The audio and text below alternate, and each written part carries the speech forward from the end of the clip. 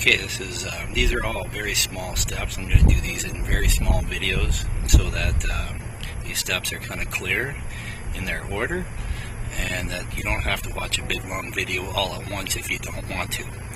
Okay, so the next step, I guess, is for draining the system. The next step for draining the system is to remove the air box. Okay, I'm going to do that now. And what you do is you got to undo the clamp around the air intake for the throttle body, and then remove the plug for the air intake sensor. I don't know the official term for it, but it's right there. And then you undo this clamp right here.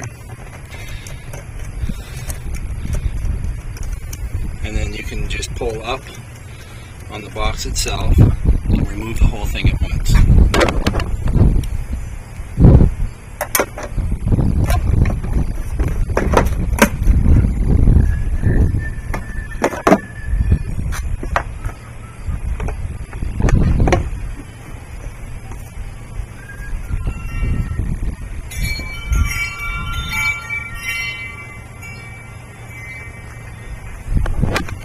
Now you can get at your hoses to remove your top and bottom rad hose and let them drain.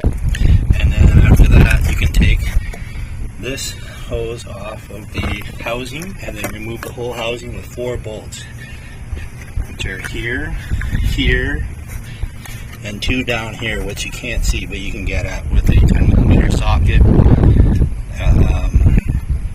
I think it's a 10 or a 13mm socket and an extension, which I will do next, and then I'll show you the result. Okay, thank you.